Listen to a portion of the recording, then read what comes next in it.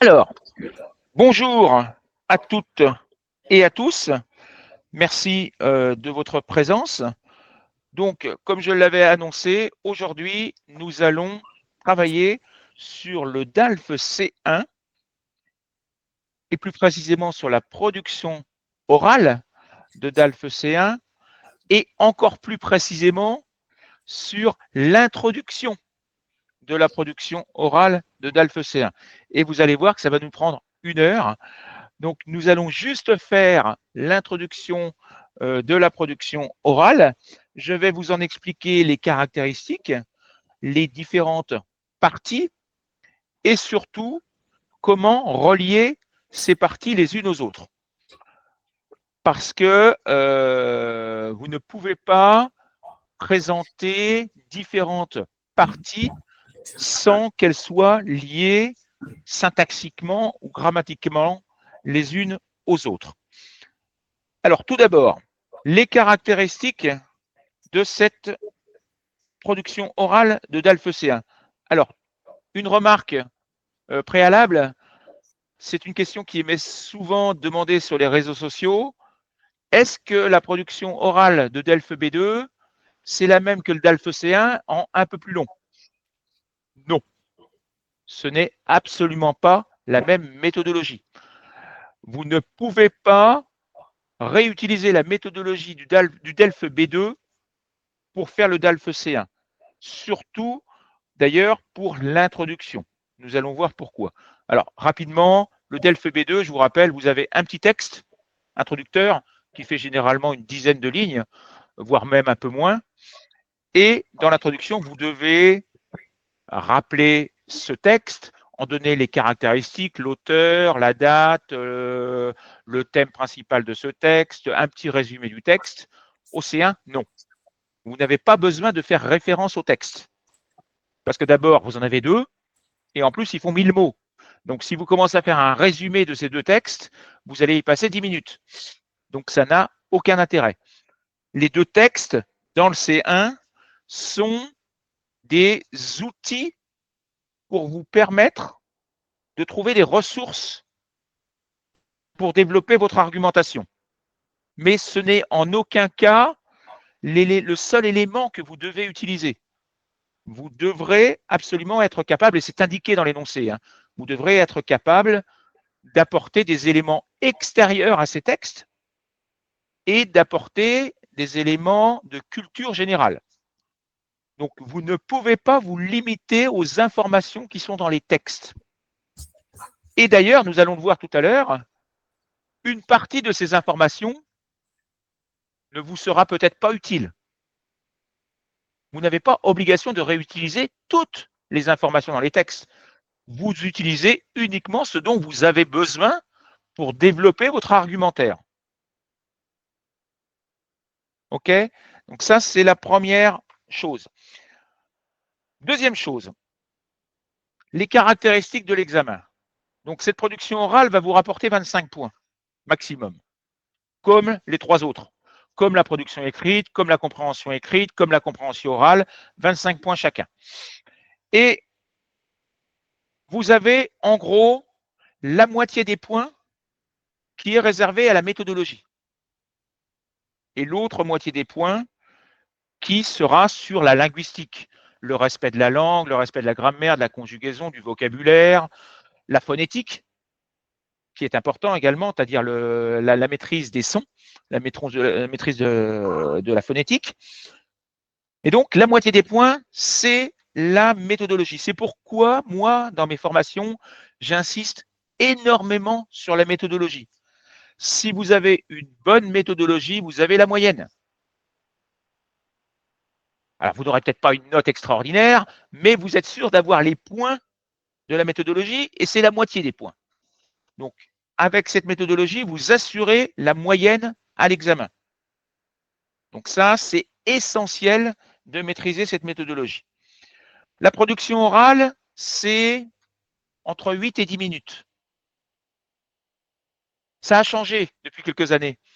Avant, on va dire avant la Covid, en gros, ils ont changé à partir de 2020, en gros. Avant la Covid, c'était 15 minutes. 15 minutes de présentation personnelle plus 15 minutes de débat. Et ils se sont rendus compte que beaucoup de candidats n'arrivaient pas à tenir le rythme sur 15 minutes tout seul. Ils n'y arrivaient pas. Donc, ils ont réduit le monologue à 8 ou 10 minutes pour augmenter le débat à 15-20 minutes. Donc, le débat est plus long qu'avant, mais le monologue a été réduit. Donc, 8-10 minutes. Vous devez respecter ce temps. Une des difficultés de mes élèves, souvent en formation, c'est de ne pas respecter ce temps, ou dans un sens comme dans l'autre. Parfois, ils sont trop courts, parfois, ils sont beaucoup trop longs. Le risque, quand vous êtes trop long, c'est qu'au bout d'10 minutes, ils vous disent « Stop, vous arrêtez, on passe au débat ». Ah oui, mais j'ai pas fini. Ah, tant pis pour vous, c'est votre problème. Vous deviez respecter le temps. OK?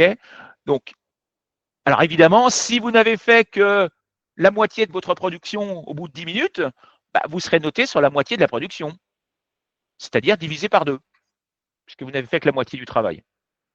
Donc, respecter le temps, c'est essentiel. Passons maintenant à l'introduction. Alors, il y a 3 grandes parties dans la production orale. L'introduction, le développement et la conclusion. Ne confondez pas les deux. Hein. Ça, c'est une autre partie de la formation, mais beaucoup d'élèves confondent les solutions et la conclusion. Ce n'est pas la même chose. Quand vous allez développer les solutions, ce ne seront pas vos solutions à vous, c'est les solutions de la société, des acteurs de la société qui sont concernés par le problème. Si je vous donne un sujet, par exemple, sur le harcèlement scolaire, bah, les solutions, qui peut apporter les solutions? Les parents, l'école elle-même, éventuellement la justice, éventuellement la police, éventuellement les médecins ou les psychologues. Donc, il y a beaucoup de monde. Donc, il ne faut jamais dire je pense qu'il faudrait. Non, ce n'est pas ce qu'on vous demande. On vous demande il faudrait que les parents fassent ceci, il faudrait que la police fasse cela, il faudrait que l'école propose cela, etc. Donc, c'est toujours les acteurs de ce sujet qui doivent apporter des solutions. Je reviens et je me limite à l'introduction. L'introduction, vous allez avoir 4 parties indispensables. Tout d'abord, vous présentez. Ça va peut-être vous faire rire, mais il y en a qui oublient. D'accord? Ils sont tellement stressés qu'ils oublient de dire bonjour et qu'ils oublient de se présenter. Un petit peu embêtant. Donc, vous ne connaissez pas les. Donc, vous arrivez. Bonjour madame, bonjour monsieur, je m'appelle Nicolas, ou je m'appelle Anna, ou je m'appelle ce que vous voulez. Et je vais vous présenter ma production orale sur le sujet que je viens de choisir. Donc, bonjour, vous vous présentez et vous indiquez que vous allez commencer votre production orale. Une petite remarque sur votre présentation, ne parlez que de votre nationalité que si vous vous présentez dans un autre pays que le vôtre. Je m'explique. Imaginons Robert, qui se présente pour le DALF aux États-Unis. Il est américain, aucun intérêt de dire qu'il est américain. OK? Ça n'a aucun intérêt. Toi, Fabiane, je crois que tu es de Colombie, si je me rappelle bien. Oui. Pareil, toi, si Fabiane, tu te présentes en Colombie, aucun intérêt de dire que tu es colombien. En revanche, Léon, qui est chinois et qui habite en France, là, il peut dire je m'appelle Léon, je suis chinois et je vais présenter, etc., etc. Là, c'est intéressant. Ça peut être utile. Mais si vous vous présentez dans votre pays, aucun intérêt. OK? Première partie, présentation personnelle. Donc, apprenez-la par cœur. Ça serait dommage de faire des erreurs. Ne dites pas je suis Fabiane, ou je suis Karine, ou je suis Robert. Non, je m'appelle. OK? Utilisez le verbe s'appeler et pas le verbe être. Deuxième partie, ça va être ce qu'on appelle la contextualisation. Alors, la contextualisation, c'est quoi? La contextualisation, c'est expliquer en quoi le sujet que vous allez traiter est important en 2025. Donc, vous devez le contextualiser en donnant, par exemple, un événement qui a eu lieu au cours des derniers mois ou au cours des dernières années et qui montre que ce sujet est important. Je vous donne un exemple, le télétravail. Je dois parler du télétravail. Je vais évidemment faire référence. Depuis 4 ans, avec la crise sanitaire, le télétravail a pris une importance cruciale dans le monde du travail. Je contextualise le télétravail et j'explique pourquoi ce sujet est important. Je vous parlais tout à l'heure du harcèlement scolaire. Vous pouvez dire, on entend de plus en plus souvent à la radio des cas d'enfants qui ont fini par se suicider à cause du harcèlement scolaire. Bonjour Natalia. Donc voilà ce qu'est une contextualisation. On va en voir tout à l'heure quelques-unes. On va faire des activités. Je vais vous proposer quelques exercices où il faudra qu'on contextualise, etc. Donc ça, c'est la deuxième partie. Troisième partie, la problématique. Trouver une problématique et la présenter. Alors, je vais vous expliquer un petit peu après ce qu'est une problématique et surtout quelle est la différence entre un problème et une problématique. Ce n'est pas la même chose. On va voir tout à l'heure la différence entre les deux. Et quatrième partie, le plan, la présentation du plan qui va permettre de répondre à cette problématique. Donc, il faut que dans votre introduction, qui va durer 1 minute 30, 2 minutes, vous voyez ce qu'on va travailler là, ça ne va durer que 1 minute 30 le jour de votre examen. Mais il faut qu'il y ait ces 4 parties-là dans la minute 30 que vous allez parler. Présentation, contexte, problématique et plan. Il faut que ces 4 parties soient reliées les unes aux autres. OK? Donc, je vais faire une petite pause. Je vous demande si vous avez des questions, s'il y a des choses que vous ne comprenez pas ou que vous n'avez pas comprises, sur lesquelles vous voulez que je revienne. Et après, je vais partager un document où justement on va faire des activités pour chacune des étapes. Vous avez des questions?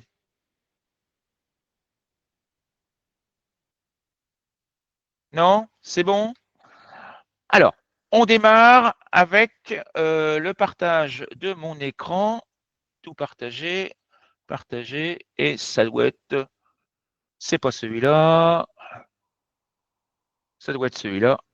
Oui, c'est celui-là. Alors, les différentes étapes de votre travail, on les a vues. On a vu 1, présentation personnelle, 2, contexte, 3, problématique, et 4, le plan.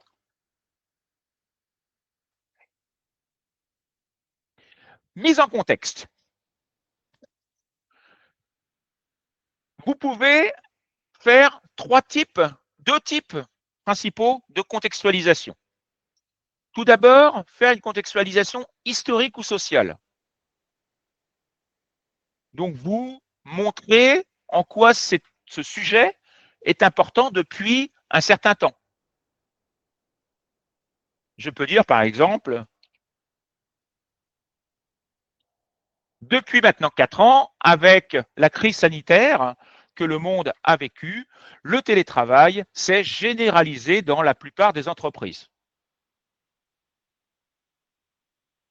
Vous voyez, depuis maintenant 4 ans, je contextualise historiquement le problème du télétravail. Alors, c'est généralisé. Word est nul au niveau grammatical. N'utilisez pas Word pour faire vos phrases, il est nul. D'accord? Donc, le télétravail s'est généralisé dans la plupart des entreprises. On peut dire, par exemple,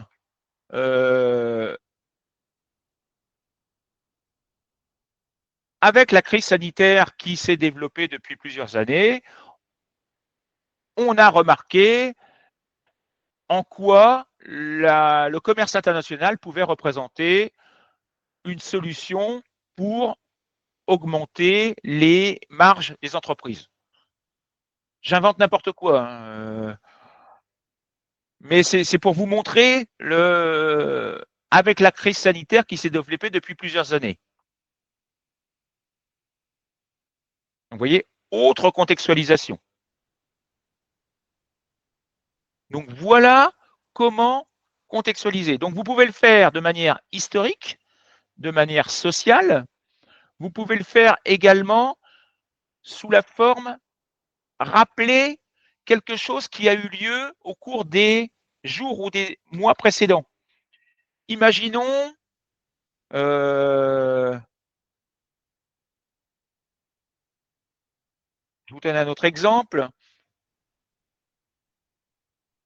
La semaine dernière, le ministre de l'Éducation a indiqué que les écrans seraient dorénavant interdits dans les écoles. Vous voyez, je fais référence à une décision qui a été prise par le ministre de l'Éducation et qui va avoir des conséquences sur l'organisation scolaire dans les établissements. Donc, vous voyez, ou quelque chose d'historique, ou un événement ou un débat qui a eu lieu. Je pourrais vous parler de quelque chose de très récent en disant, par exemple,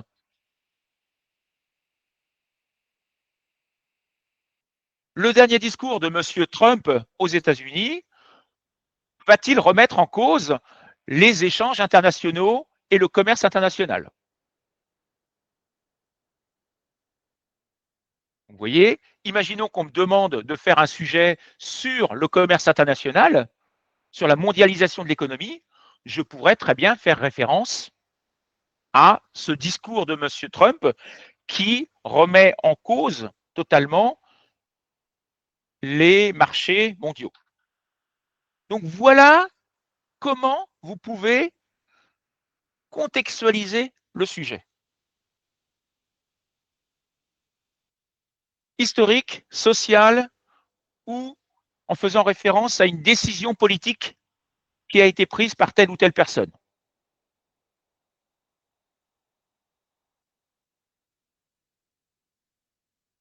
Je vous ai mis par exemple ici le sujet « L'intelligence artificielle représente-t-elle une menace pour l'humanité ?» Contextualisation. Depuis quelques années, les avancées technologiques en intelligence artificielle ont transformé de nombreux secteurs de la santé à l'industrie. La question qui se pose alors est la suivante. Et vous voyez, là, vous avez ce que l'on appelle le lien qui va permettre de relier ma contextualisation à ma problématique qui est présentée sous la forme d'une question. Donc, toujours, première partie, enfin deuxième après la présentation, première partie, contextualisation. Ça implique, cette contextualisation implique que vous ayez une bonne culture générale. Parce que vous allez devoir être obligé d'ancrer, d'installer ce sujet dans l'actualité. Et c'est là que j'arrête le partage 30 secondes pour vous voir, pour que ce soit plus simple pour moi, parce que sinon je ne vous vois pas. Mais ça va poser un premier problème pour plusieurs d'entre vous. Alors, je ne sais pas où vous habitez les uns les autres, mais 80% des sujets qui sont proposés au DALF sont contextualisés en France. Donc, on va vous demander, si c'est un sujet sur l'éducation, on va vous demander de parler de l'éducation en France. Pas en Chine, aux États-Unis, au Japon, ou je ne sais pas où. Ou en Algérie, ou en Italie, je vois Italie, ou en Colombie, ou en Russie. Non, on va vous demander de contextualiser en France. Même chose pour le monde du travail. Si on vous demande de contextualiser en France, vous devez connaître le système professionnel français. Même chose pour la santé. Vous devez connaître le système de santé. J'ai été étonné l'autre fois, j'ai travaillé avec une élève en cours individuel et cette élève, je lui ai donné un sujet de production écrite où je lui ai demandé de, je lui ai dit qu'elle était parent d'élève au Pays Basque. Alors je ne sais pas qui parmi vous sait où se trouve le Pays Basque en France. Oui, Karine, t'habites pas loin, je crois. Oui, t'habites pas très loin, oui. C'est bien ce qui m'a semblé. Oui. Ton micro est coupé. Ton micro est coupé.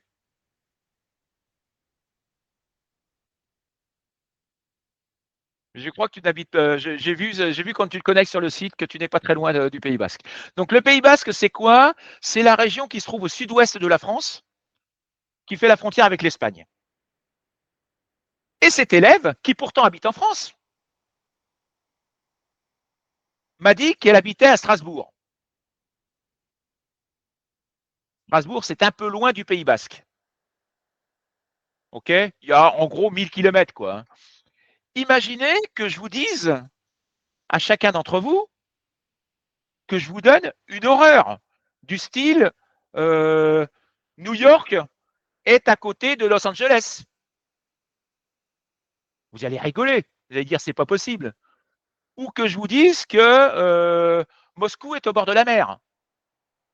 Vous allez me dire mais t'es fou. Ou que Bogota est au bord de la mer. Vous allez me dire mais ça va pas non? Eh bien c'est exactement la même chose. C'est exactement la même chose. Vous me dites des horreurs et vous dites je veux me présenter au C1. La culture générale, la culture française fait partie de ce que vous devez connaître.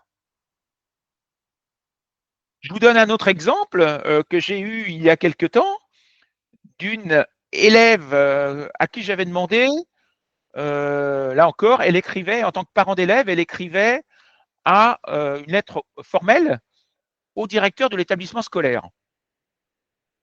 Et dans les adresses, en haut, elle a dit qu'elle habitait Paris et elle a mis une école à Marseille. Comme si le gamin allait faire 1000 km aller-retour, enfin 2000 km aller-retour tous les jours pour aller à l'école. C'est pas possible.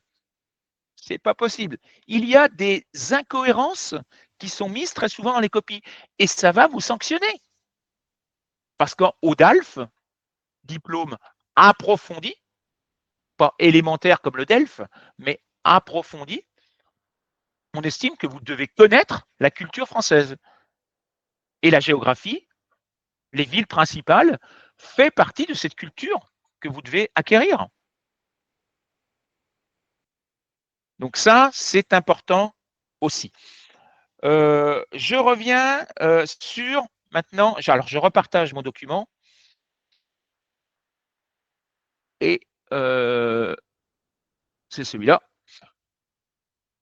Et je reviens sur la troisième partie, c'est problème et problématique. Alors, quand vous allez voir un sujet, je partage un sujet au hasard avec vous. OneDrive, hop, DALF C1, production orale. Je vais en prendre un au hasard. Sujet élève. Voilà. Voilà comment vont être présentés les sujets le jour de l'examen. On va. Oui, non, non. Voilà. On va systématiquement vous mettre au début ou un problème ou une problématique. Alors, problème, c'est quoi? C'est une affirmation ou un sujet, un thème. Il n'y a pas de question. Si je vous dis par exemple le télétravail, point. Donc, ils ont le choix. Parfois, ils mettent un problème, c'est-à-dire sans question, et parfois, ils vous mettent directement la question, comme c'est le cas ici. À mes élèves, je leur ai mis directement la question. Si j'en présente un autre, je ne sais pas si je. Sur le télétravail, par exemple, là, j'ai mis avantages et inconvénients du télétravail. Il n'y a pas de question. D'accord? Donc, il faut évidemment qu'il s'adapte à ce type de sujet. Si je vous dis par exemple l'apprentissage des langues étrangères, c'est un problème, c'est un sujet, c'est un thème. Vous, dans votre production orale, si l'on vous donne un thème, vous devez obligatoirement le transformer en problématique. Et donc, à partir de ce thème, créer une question.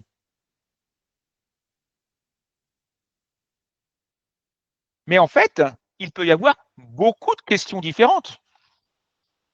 Je peux dire, par exemple, attendez, je recherche mon document.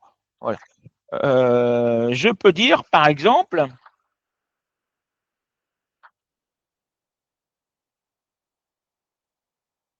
non, c'est pas ça, c'est pas ça, c'est ça. Voilà.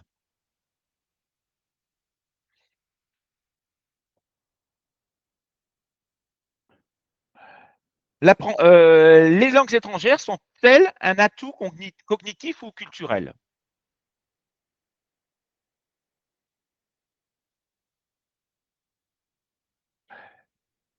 Les langues étrangères représentent-elles un atout culturel pour les élèves? Alors vous voyez, Word là, c'est quelque chose qu'il ne sait pas faire. Il ne sait pas faire de questions inversées. Il est totalement perdu. Ça va être une problématique. Mais je peux en donner une autre en disant l'apprentissage des langues étrangères est-il encore utile aujourd'hui avec l'intelligence artificielle? Si vous êtes si vous êtes là, c'est que vous estimez que ça peut être encore utile. Sinon, je pense que vous ne seriez pas là. Vous voyez, j'ai trouvé deux problématiques différentes pour un problème. Et il y en aurait encore des dizaines de questions possibles que je pourrais créer à partir de ça.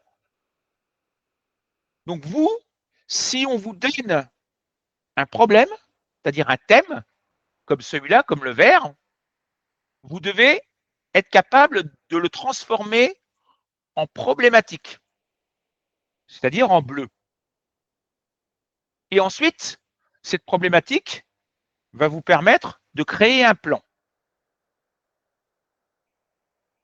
Si je dis par exemple l'interdiction des voitures thermiques en ville, ça c'est un problème. Je peux dire l'interdiction des voitures thermiques en ville est-elle égalitaire au niveau social?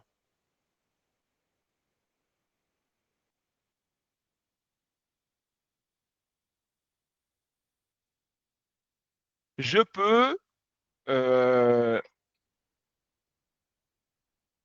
comment remplacer les voitures thermiques dans les villes? Vous voyez, là encore, deux autres problématiques que j'ai créées à partir de mon problème. Je reviens sur un petit point linguistique. Vous aurez remarqué que je fais systématiquement une inversion sujet-verbe.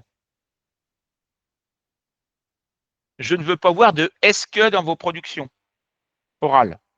Je ne peux pas dire est-ce que l'interdiction des voitures des voitures thermiques en ville est égalitaire? Est-ce que c'est informel? Donc, à supprimer au C1. Au B2, ça passe, mais C1, ça passe plus. Donc, vous voyez, tout dépend du sujet qu'on va vous donner, de l'énoncé qu'on va vous donner. Si on vous donne un problème, vous devez le transformer en problématique. Si on vous donne déjà une problématique, vous êtes obligé de répondre à celle-là. Vous n'avez pas le droit d'en prendre une autre. Vous avez interdiction de développer autre chose. Si je vous donne par exemple la problématique suivante,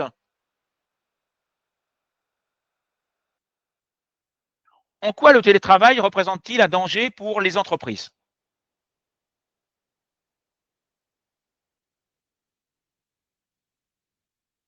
Vous n'avez pas le droit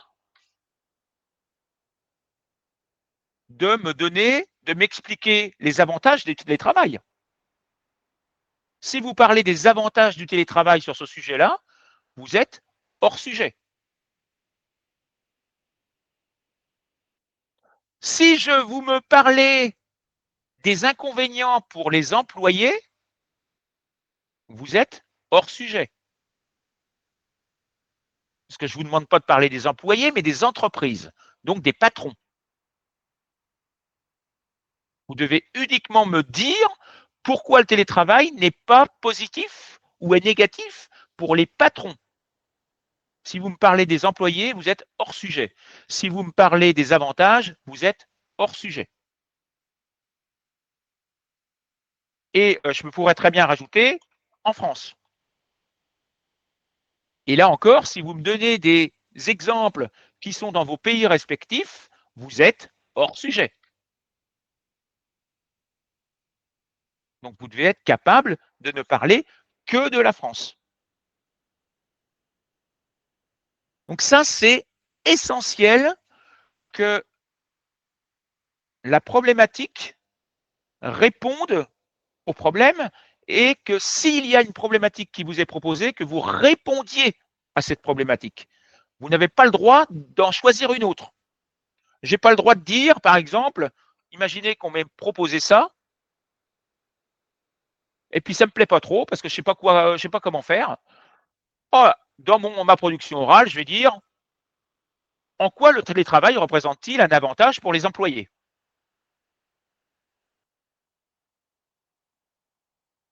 Zéro.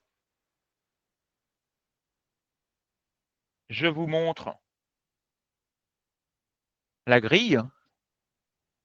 Grille, évaluation d'Alpha C1. Alors, on n'est pas en production écrite, on est en production orale. Voilà. Voilà la grille d'évaluation. Alors, ils ne le mettent pas comme par hasard sur celui-là. Ils le mettent pas. Alors, ils le mettent sur la production écrite. Donc, je vais vous montrer, c'est la même chose. Hein. C'est le même règlement. Voilà. Hors sujet complet, thématique et discursif, 0 aux critères, réalisation de la tâche, essai, cohérence. Donc, ça veut dire que sur tout ça, vous avez 0.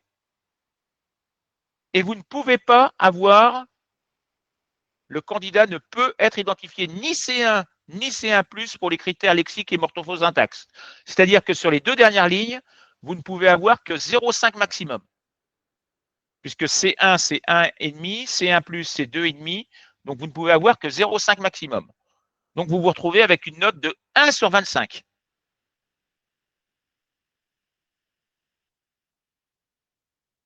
Donc, vous voyez, il faut absolument respecter la règle. Même si vous n'aimez pas le sujet, vous n'avez pas le droit d'en prendre un autre ou de faire autre chose. Sinon, vous partez à la catastrophe.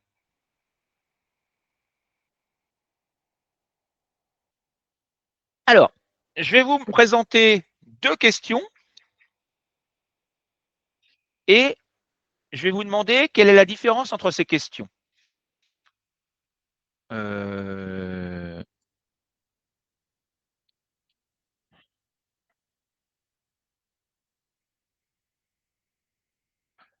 Le télétravail représente-t-il un danger pour les entreprises?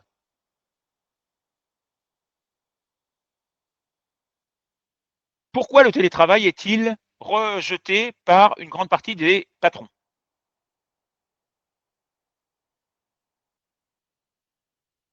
Quelle est la différence entre ces deux questions?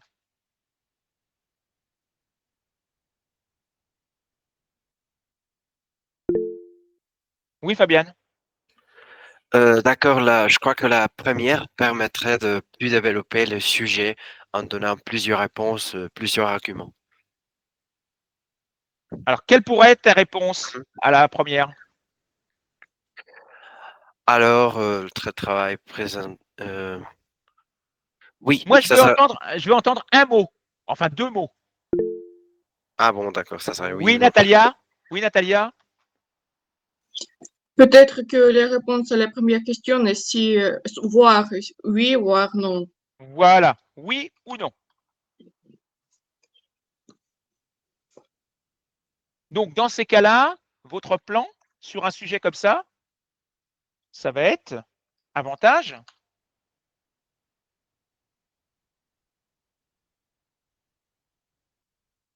ou inconvénient. Ou plutôt, si vous préférez non, ce n'est pas un danger. Et inconvénient, oui, c'est un danger.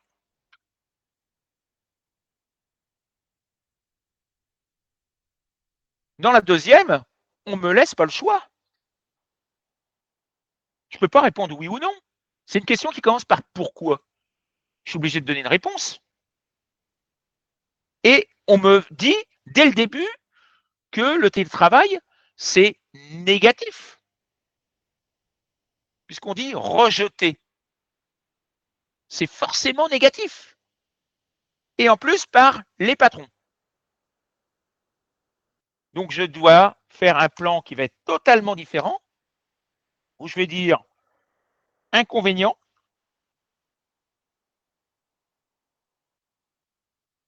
pour les patrons, conséquences, pardon, pour les patrons, et solution des patrons.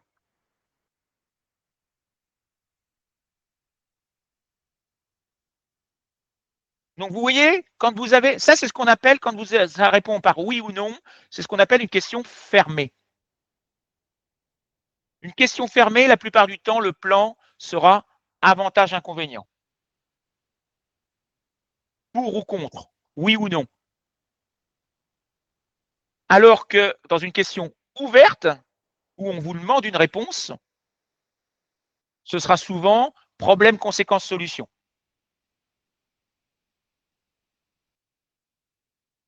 Donc il faut systématiquement que tout soit lié. Si, en fonction de la problématique que l'on va vous poser, il faut que le plan soit adapté.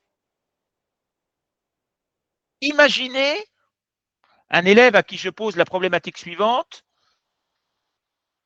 Comment est-il possible de résoudre le problème du harcèlement scolaire? Et qu'il me fasse un plan avantage-inconvénient.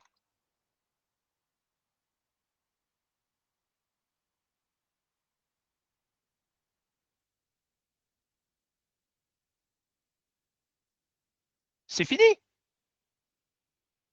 Pour lui, c'est terminé, là. Zéro. Il ne peut pas me parler des avantages du harcèlement scolaire. C'est pas possible. Il faut être logique. Il ne peut pas. Donc il est totalement. Et moi, je lui dis que résoudre le problème. Je lui dis dès le début que c'est un problème. Il ne peut pas me dire c'est bien. Donc, ce n'est pas possible. Donc, vous voyez, je vous donne un dernier exemple. Et ça, c'est des erreurs très fréquentes chez les élèves. Je vais vous donner 3 problématiques différentes.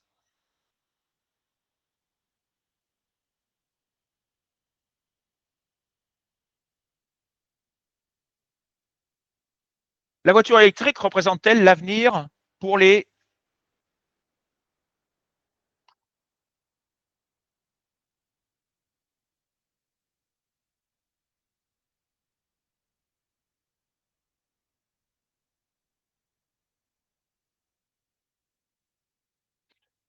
Pourquoi les écologistes veulent-ils le développement de la voiture électrique?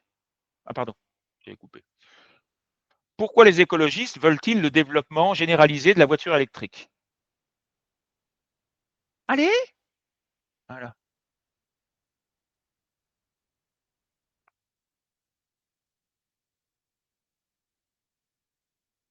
Pourquoi de plus en plus de spécialistes rejette la voiture électrique.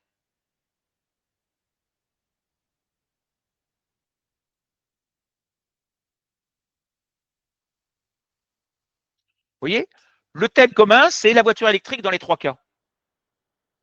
Mais dans la première, je vais dire avantage, inconvénient. Représente-t-elle l'avenir? Je peux dire oui, parce que, ou non, parce que. Donc là, je vais répondre oui ou non. Parce que c'est une question fermée. Alors que dans les deuxièmes et troisièmes, il y a pourquoi. Mais là encore, ici, je ne vais parler que des avantages des voitures, alors qu'ici, je ne vais parler que des inconvénients.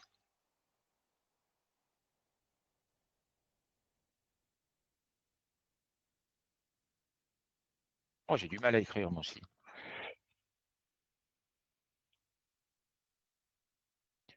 Si dans le deuxième, je fais avantage-inconvénient, je suis hors sujet. Si dans le troisième, je fais avantage-inconvénient, je suis hors sujet. Parce que dans le deuxième, on ne veut que je parle que du point de vue des écologistes. Donc forcément, ils sont pour. Alors que dans le deuxième, il y a le verbe rejeter. Donc ils sont contre. Et si je parle d'autre chose, tout ce dont je vais parler qui ne correspond pas à la question est hors sujet. Donc il est essentiel de bien lire l'énoncé. C'est pourquoi, alors je reviens sur le début du document.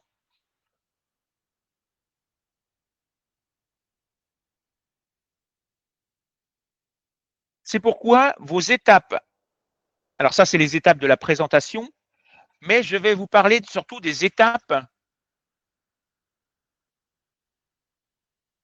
de votre travail de préparation. Travail de préparation. Premièrement, vous devez analyser la problématique. Créer et analyser la problématique. Enfin, créer si on ne vous l'a pas proposé et analyser si on vous l'a proposé pour savoir ce que vous devez dire ou ce dont vous devez parler. Ça, c'est la première chose à faire. Deuxième chose, créer un plan adapté à cette problématique. Parce que vous voyez, on l'a vu tout à l'heure, si j'utilise le mauvais plan, je suis hors sujet. Et ensuite, lire les textes pour y trouver des informations. Seulement en troisième position. Alors que la plupart des élèves commencent à lire les textes. Imaginez que la problématique me demande de ne faire que, je ne sais plus où c'est, je ne sais plus où c'est qu'il est le truc de tout à l'heure. Voilà. Non, c'est pas ça. Voilà. Imaginez que la problématique me dise celui-là, le jaune. Je vais le mettre en jaune. La problématique me dit ça. Et que les textes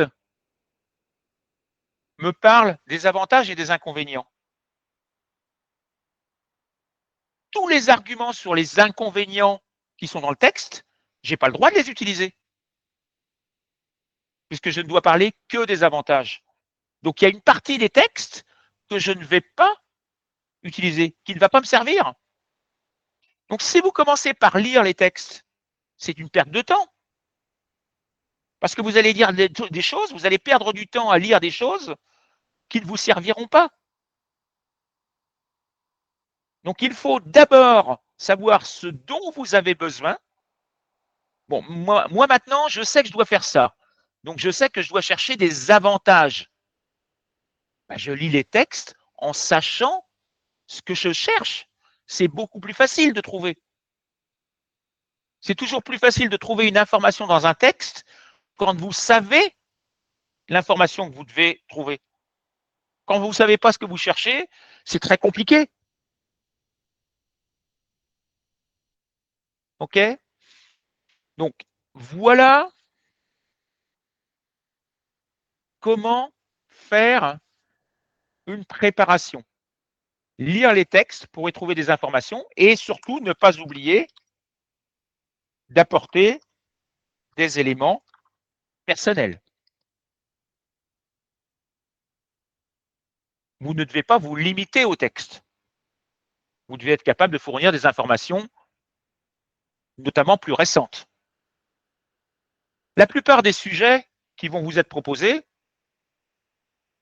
je reviens, voilà. La plupart des sujets qui vont être proposés sont des sujets qui ont été créés il y a 1 an, 2 ans. Le temps qu'ils soient créés, qu'ils soient analysés, qu'ils soient envoyés dans les différentes alliances françaises, dans les différents pays, il faut plusieurs mois, voire plusieurs années. Donc, si vous, sur un sujet donné, vous êtes capable d'apporter des arguments beaucoup plus récents, des choses qui se sont déroulées ce mois-ci, ou il y a 2 mois, ou il y a 3 mois, ça va vous apporter des points.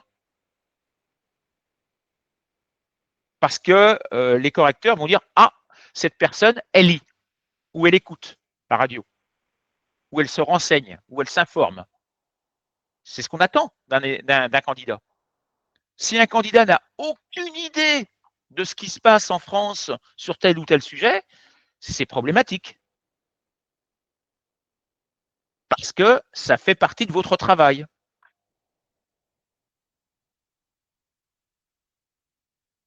Donc voilà à peu près, en rapide, hein, c'est en mode rapide, le contenu de l'introduction. Alors, une fois que vous avez votre plan, le développement, ce sera quoi? Ce sera la reprise du plan et le développement d'arguments dans chaque partie. Si vous avez fait avantages, inconvénients, solutions, vous allez chercher 2 ou 3 arguments dans les avantages, 2 ou 3 arguments dans les inconvénients et 2 ou 3 arguments dans les solutions. Et dans la conclusion, vous donnerez votre point de vue, à vous, ce que vous en pensez, ou votre expérience. Par exemple, sur les voitures électriques, est-ce que vous avez une voiture électrique? Pourquoi? Quels sont les problèmes que vous rencontrez ou les avantages que cela vous procure, etc., etc. Donc, vous devez raconter. Le télétravail, est-ce que vous télétravaillez? Ou est-ce que vous avez déjà télétravaillé? Quels étaient les avantages et les inconvénients? Donc, ça, c'est la conclusion. Mais avant la conclusion, je interdis. Je ne veux pas entendre de je ni dans l'intro, ni dans le développement. Puisque dans le développement et dans l'intro, vous allez parler à la 3e personne. Les patrons, les employés, les syndicats, l'État, les entreprises, etc., etc. Ça va être ça les sujets de vos phrases. Jamais je. Je, c'est dans la conclusion. Alors, c'est de l'entraînement. C'est de la répétition. C'est s'habituer à parler. Vous allez voir que ce n'est pas facile. Je ne sais pas si vous avez déjà essayé, mais ce n'est pas facile de parler devant une caméra. Même quand il n'y a personne derrière. Même quand vous savez que personne ne va la regarder. Essayez déjà de vous mettre le téléphone devant vous, votre téléphone portable, d'enregistrer et d'essayer de parler devant le téléphone. Vous allez voir, rien que ça, c'est déjà pas facile. Alors que vous savez que personne ne va la regarder.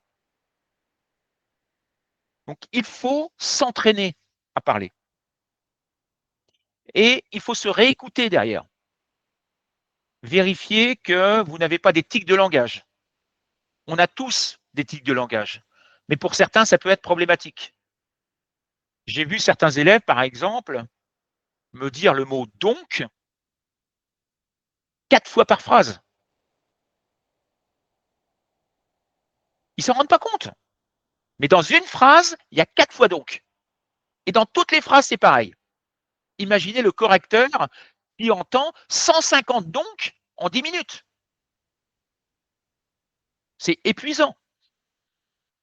C'est épuisant. Donc ça, si vous vous réécoutez, vous allez vous en rendre compte. Vous allez tenir compte également de la fluidité de vos phrases. Est-ce que vous vous arrêtez 5 secondes au milieu de chaque phrase? Ou est-ce que vous faites une pause de 2 secondes après chaque mot? Là, il y a un problème. Donc cette fluidité, vous pouvez la repérer tout seul.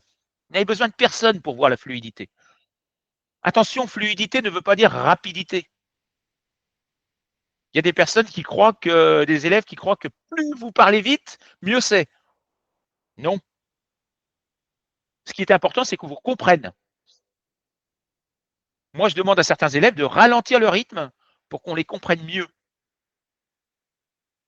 Parce qu'ils veulent parler trop vite et du coup, ils avalent certaines syllabes et ça devient difficile pour les comprendre. Donc le but, c'est que vous parliez correctement. La phonétique, c'est quand même 5 points sur 25. Donc si la phonétique, vous ne la maîtrisez pas, ça va être difficile à comprendre pour les professeurs, pour les examinateurs. Donc c'est vraiment beaucoup d'entraînement, beaucoup de répétitions, des structures grammaticales, syntaxiques qu'il faut apprendre à réutiliser quotidiennement. Alors, je vais repasser sur le document et je vais vous présenter une petite production que je vais faire en direct devant vous sur un des sujets et je vais vous présenter comment ça doit se faire. Alors, vous êtes, c'est celui-là? Oui.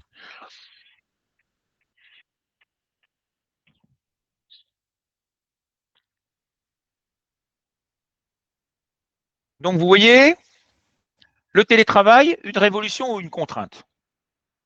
Voilà le sujet, voilà le contexte, voilà la problématique et voilà le plan. Donc, il faut que je dise tout ça.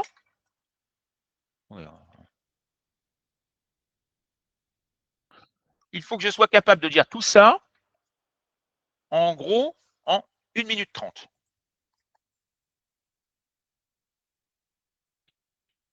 Alors, on est parti.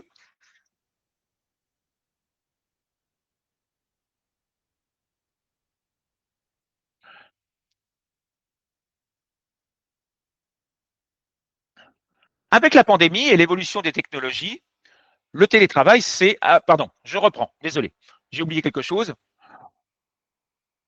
Bonjour madame, bonjour monsieur, je m'appelle Nicolas, je suis espagnol et je vais maintenant vous présenter ma production orale sur le sujet que je viens de tirer au sort, que je viens de choisir. Alors, je vous l'écris cette phrase si vous voulez. Bonjour madame, bonjour monsieur, je m'appelle Nicolas, je suis espagnol et je vais maintenant vous présenter ma production orale sur le sujet que je viens de choisir. Avec la pandémie et l'évolution des technologies, le télétravail s'est généralisé. Il offre de la flexibilité, mais pose aussi des défis en termes de productivité et de lien social. C'est pourquoi il est possible de se poser la question suivante. Le télétravail est-il une avancée positive ou une régression pour les travailleurs? Afin de répondre à cette question, nous verrons dans un premier temps quels sont les avantages du télétravail, puis nous en chercherons les limites et les inconvénients. Enfin, nous proposerons quelques évolutions qui pourraient être mises en place pour le travail de demain.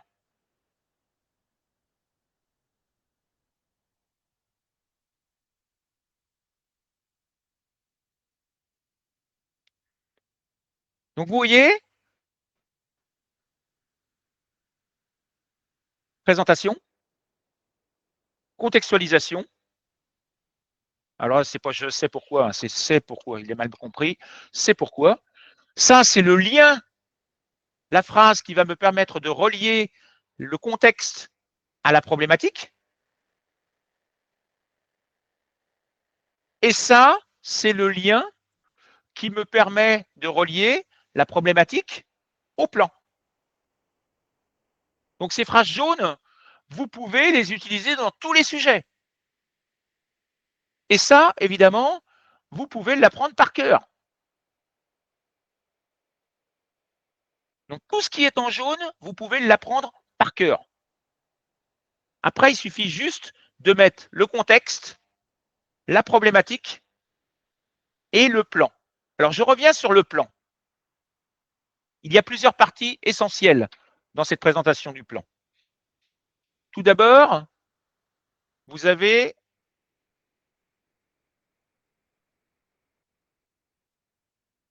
les connecteurs. Vous avez remarqué que chaque partie est introduite par un connecteur. Ensuite, nous avons le verbe de présentation. Nous verrons. Alors, il y a certains élèves qui me demandent, mais pourquoi nous? C'est vous, vous êtes tout seul à le présenter. Pourquoi dire nous? Parce qu'il y a du monde en face de vous quand même. Si vous dites je, c'est comme s'ils n'existaient pas, quoi. C'est très mal vu par un Français. Dans ce cas-là, ils vont vous dire, vous le faites tout seul, nous on s'en va, hein, puisque vous voulez le faire tout seul. OK?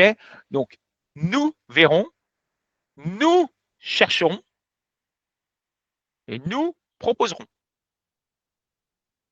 D'autant plus qu'après, il va y avoir le débat. OK? Donc là, ils interviendront. Donc, essayez de faire 3 verbes différents. Il y a certaines personnes qui trichent et qui vont dire, afin de répondre à cette question, nous verrons les avantages, puis les limites et les inconvénients, et enfin les solutions. Vous voyez, il n'y a qu'un seul verbe. Donc, c'est comme si je répétais 3 fois le verbe voir. Pardon. Ça, il faut éviter. Il faut montrer, ça fait partie aussi de la maîtrise syntaxique que vous devez acquérir, ou lexicale que vous devez acquérir. Vous devez montrer que vous avez une richesse lexicale et que vous êtes capable de proposer 3 verbes différents. Alors, d'autres élèves me disent, pourquoi le futur? Et pourquoi pas un futur simple? Un futur proche, pardon. Pourquoi pas un futur proche? Nous allons voir, nous allons chercher, nous allons proposer. Parce que le futur proche, aller plus infinitif, on l'apprend au A2. C'est quelque chose techniquement de très très simple. Alors que le futur simple ne l'est pas tant que ça. OK? Il y a des difficultés dans le futur simple. Et si vous, là encore, si vous montrez que vous maîtrisez ces difficultés, ça vous rapportera des points. OK?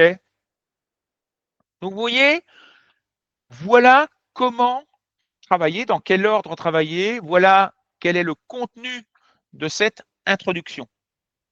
Alors, évidemment, ce n'est que l'introduction. C'est-à-dire que ce n'est que 1 minute 30 sur les 8 minutes. Derrière, il va y avoir tout le développement où il faut refaire encore des activités, relier les éléments les uns aux autres, connaître ce qu'on appelle, je ne sais pas, je vais vous dire un terme, peut-être que vous ne savez pas ce que c'est l'argumentation verticale, qui n'existe qu'en France. On est les seuls à faire ça. Tout le monde fait une argumentation horizontale. Nous, on fait une argumentation verticale. Ça veut dire quoi? Ça veut dire que je vais dire d'abord tous les problèmes, les uns après les autres, sans jamais parler des conséquences ou des solutions. Je vais dire, voiture électrique, il y a le problème financier. Ah oui, mais voiture électrique, il y a également le problème d'autonomie. Et voiture électrique, il y a enfin le problème social, notamment géographique dans les campagnes. Voilà, j'ai cité tous les problèmes. Je remonte, je suis passé du haut en bas, je remonte et je pars sur les conséquences. Et je vais présenter conséquence 1, conséquence 2, conséquence 3. Et quand j'ai fini, je repars sur les solutions. Solution 1, solution 2, solution 3. Vous prenez un espagnol ou un anglais, qu'est-ce qu'il va faire? Il va derrière. Il y a le problème qui a telle conséquence et on peut trouver une solution. Ah oui, mais il y a un autre problème qui a telle conséquence et on peut trouver une solution.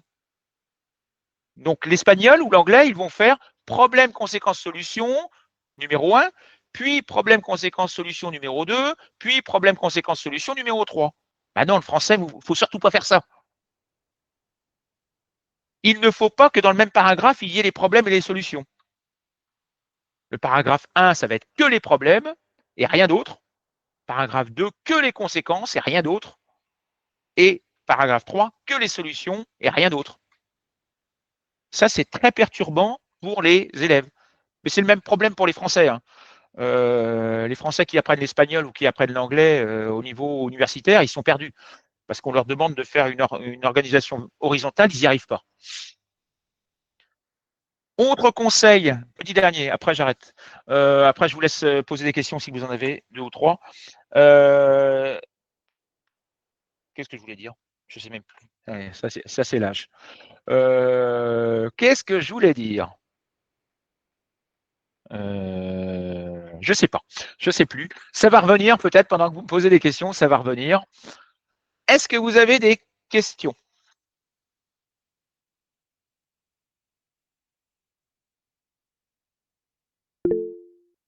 Oui, Karine. Alors j'espère que ton micro va fonctionner. Oui, ça a l'air. Oui, c'est bon. Il fonctionne, j'espère. Oui, c'est bon. J'ai les questions, par exemple, si on a le thème, les vaccinations, je ne sais pas s'il existe, c'est possible maintenant, mais dans l'annoncé, il y a seulement les vaccinations, c'est tout. Est-ce qu'on doit faire les plans? S'il n'y a pas de plan indiqué, tu as le choix. Si on te donne juste le télétravail ou la vaccination, tu as le droit d'en voir l'aspect positif ou l'aspect négatif ou les deux. C'est toi qui choisis. Mais à partir du moment où on te dit la vaccination, une nécessité, là, tu n'as pas le choix. Tu es obligé de parler que des avantages de la vaccination. Même si les personnes... Même si tu es contre, tu n'as pas le droit de remettre en cause le sujet qui t'a été proposé. Si c'est clairement indiqué dans les... Si c'est clairement indiqué dans la problématique, tu n'as pas le droit de changer cette problématique. Tu n'as absolument pas le droit. Je parle des titres des textes. Alors, le titre des textes ne compte pas. Ce n'est pas les titres des textes qui comptent, c'est l'énoncé au début. C'est le problème qui t'est posé au début. Il ne faut pas vous baser sur les titres des textes, il faut vous baser sur l'énoncé qui vous est donné. Okay. Ce n'est pas les titres des textes qui comptent. Les textes, ils sont là pour vous aider à trouver des arguments. C'est pas eux, c'est pas sur eux que vous devez créer, par rapport à eux que vous devez créer votre problématique, c'est par rapport à l'énoncé qui accompagne ces textes. Le sujet qui vous est proposé au départ, c'est lui qui compte, c'est pas les textes. Les textes ne vont être là que pour trouver des arguments pour répondre à ce problème qui vous est posé au départ. C'est pour ça que je vous dis, parfois, il y a certaines informations dans les textes que vous n'utiliserez pas. Parce qu'ils ne font pas partie de votre plan. Attention, il ne faut pas mélanger avec la synthèse, production écrite. Là, par contre, vous êtes obligé de tout utiliser dans les textes. Là, dans la synthèse, vous n'avez même pas le droit d'aller chercher ailleurs. Dans la synthèse, c'est j'utilise les textes et uniquement les textes. Donc, il ne faut surtout pas mélanger les méthodologies. Dans la production orale, les textes sont uniquement là pour vous aider, mais c'est le sujet qui vous est proposé au départ, l'énoncé qui vous est proposé au départ qui compte. C'est lui qui compte. Je vais essayer de partager avec vous. Alors, ça va être un vieux sujet, forcément. DALF C1, sujet, production orale. Alors, je partage mon écran 30 secondes avec vous. On va aller sur Google. Voilà. Alors, on va prendre celui-là. Collective. Document candidat. Alors, ça, c'est compréhension des écrits, on s'en fiche. Production écrite, on s'en fiche. Essai argumenté. Ou c'est quelle est la production orale? Ils l'ont pas mise? Production écrite. Compréhension écrite. Compréhension orale. Ah non, ils l'ont pas mise. Alors, on va... épreuve individuelle, document candidat. OK.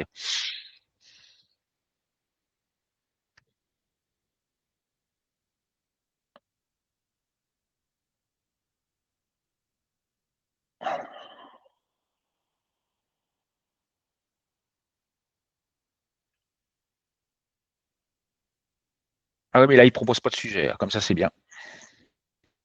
Il ne propose même pas de sujet.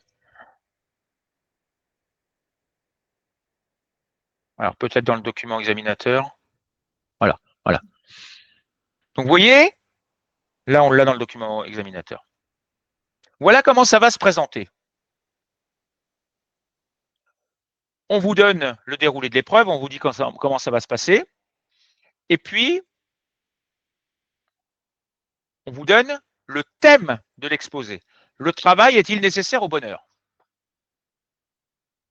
Et après, on vous donne des textes qui ont des titres. Mais ce n'est pas ces titres-là qui comptent. C'est ça qui compte. C'est à ça que vous devez répondre. Et les textes sont là pour vous aider. Mais c'est ça qui compte. C'est pas ça. Ça, on s'en fiche. La question à laquelle vous devez répondre, c'est ça.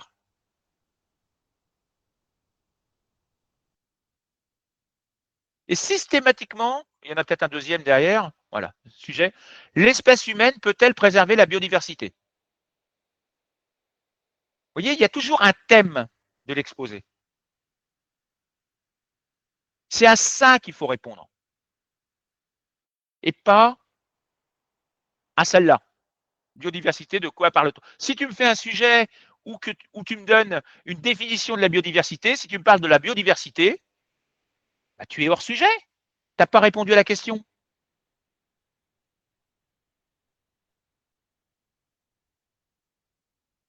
Il faut toujours observer, bien lire les documents qu'on vous fournit, et la question à laquelle vous devez répondre, c'est celle-là. Celle qui est mise au début. C'est essentiel. Sinon, vous partez sur du hors-sujet.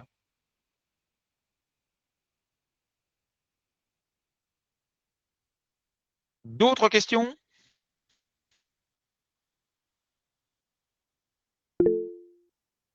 Oui, vas-y. Alors, désolé, je n'ai pas ton prénom, hein, parce que ça ne s'affiche pas. Ton micro est coupé aussi. Oui, c'est bon. Mon prénom, c'est Fodé. D'accord, ok. Voilà. Donc, moi, ma question c'était pour savoir comment entrer en contact avec vous, parce que j'ai essayé plusieurs fois, j'ai votre numéro, je vous ai envoyé plusieurs messages sur WhatsApp, parce que j'ai un examen vous m'entendez? Tu as un examen quand? J'ai un examen en mai. En mai. Donc, je voulais rentrer en contact avec vous pour pouvoir le préparer. Mais bon, j'ai pas eu de réponse depuis. Ouais. Alors, pour me contacter, c'est par mail. C'est vrai que WhatsApp, je l'utilise très peu, hein, pour les contacts personnels. C'est surtout par mail, ou alors directement sur mon site internet. Vous avez le chat, hein, sur mon site internet. Donc là, je partage, si vous voulez, mon site.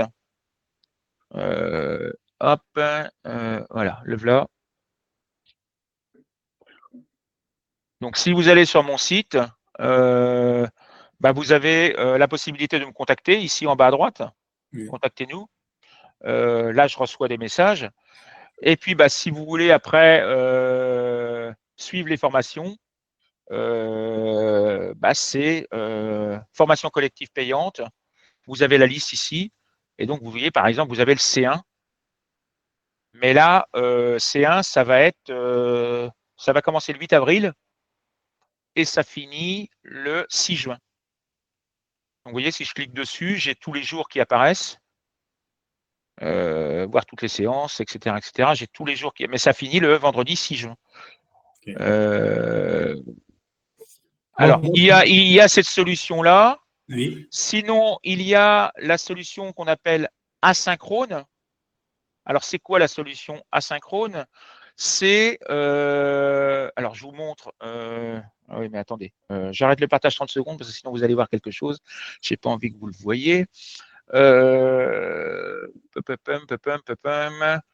Ça, c'est le groupe actuel. Attendez, hop, travaux et devoirs, voilà. Parce qu'il y a un groupe actuellement, actuellement, il finit demain. Il y a un groupe qui qui a commencé au mois de début janvier et qui finit demain. Et donc, vous voyez, pour chaque groupe, je fournis un groupe Classroom. Donc, il y a tous les documents qui sont dessus. Et il y a notamment donc toutes les vidéos des cours. Donc, vous voyez, vidéos des visioconférences, etc. Donc, il est possible d'accéder à ce groupe Classroom qui, lui, est terminé. Donc, vous avez toutes les informations, vous avez tous les cours. Vous pouvez accéder à ce groupe Classroom pour 120 €. Au lieu de 300, parce que l'autre, quand vous accédez directement, c'est 300. Là, pour 120 €, vous pouvez avoir, je vous rajoute, vous voyez, il y a déjà des personnes qui sont dessus. Je vous rajoute directement sur ces personnes-là et vous avez accès à l'ensemble des documents. Ça, c'est une possibilité. Sinon, mais le problème, c'est qu'avec cette formule asynchrone, vous n'avez pas accès aux corrections individualisées. C'est-à-dire que vous avez juste accès aux ressources, vous avez accès à tous les documents, mais vous ne pouvez pas m'envoyer les devoirs à corriger. C'est-à-dire que vous avez les corrections qui vous sont fournies, je vous fournis les corrections, je vous fournis les explications, mais par écrit, en format PDF. Par exemple, je ne sais pas si je vous mets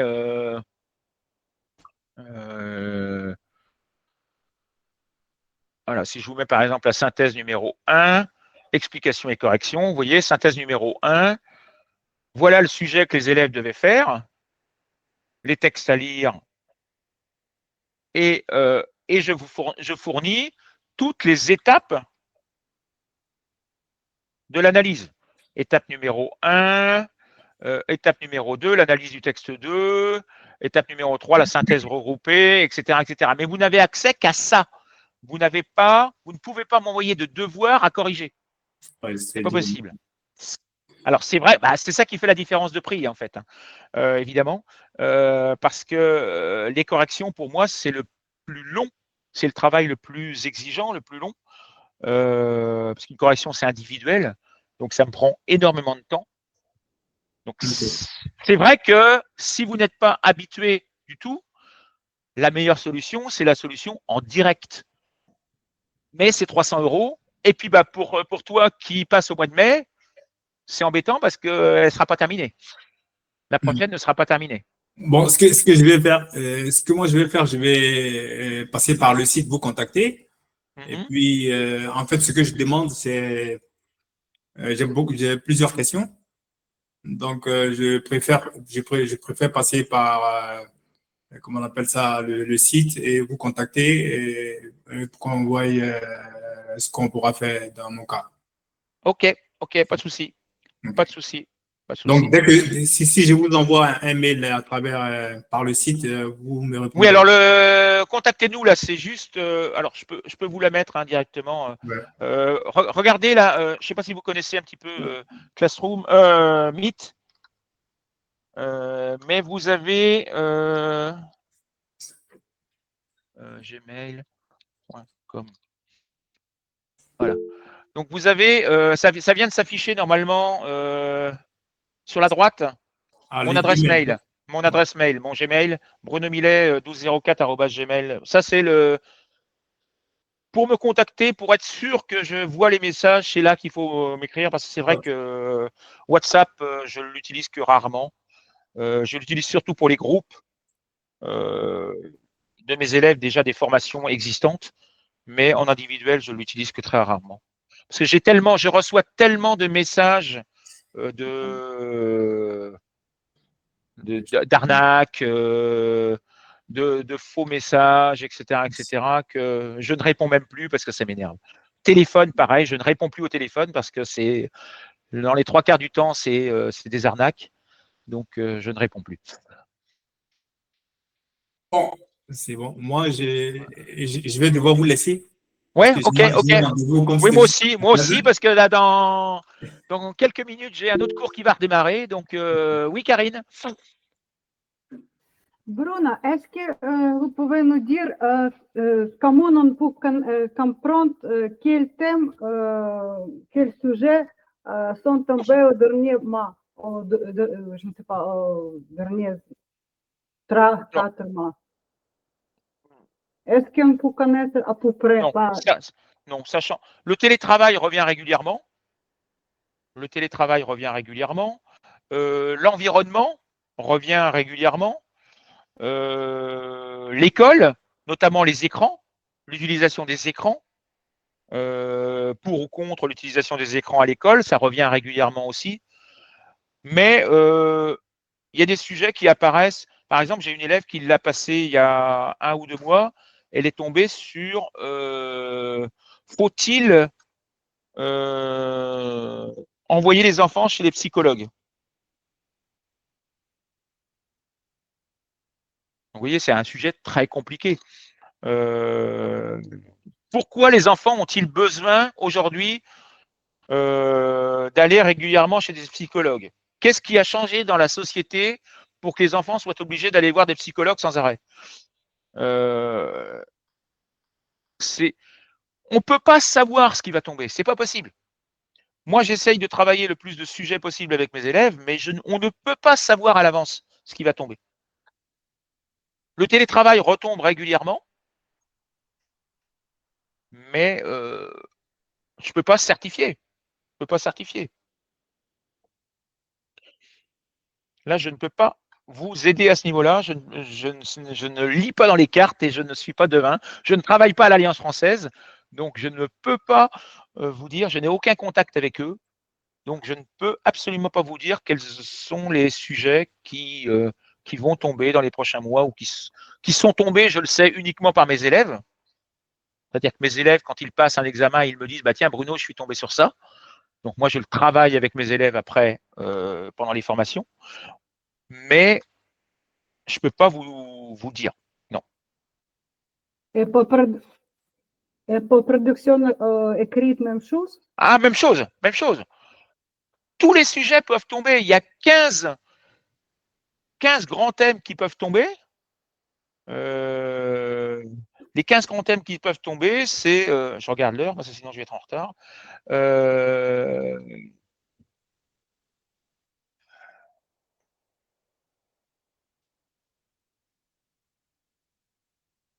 Je ne sais même pas où c'est. Je ne sais même pas où ce qu'il est. Parce que pour Dalcedou, vous avez partagé parfois sur YouTube. Ben, je partage uniquement les sujets qui sont sur lesquels mes élèves tombent. C'est les sujets sur lesquels mes élèves sont tombés. Oui, oui, oui. Même chose Donc je ne peux parler que des sujets sur lesquels mes élèves sont tombés. Je ne peux pas parler des autres, je ne sais pas. Moi, je partage uniquement les sujets sur lesquels mes élèves tombent. Non, je ne sais pas où c'est qu'il a le document. Je ne sais pas où c'est qu'il a le document. Je ne le retrouve pas. Mais non, moi, je n'ai pas de contact au niveau de l'Alliance française. Je n'ai aucun contact avec l'Alliance française, donc je ne sais pas. Je ne travaille pas du tout pour l'Alliance française. Moi, je suis uniquement à mon compte. Je n'ai aucun lien avec eux.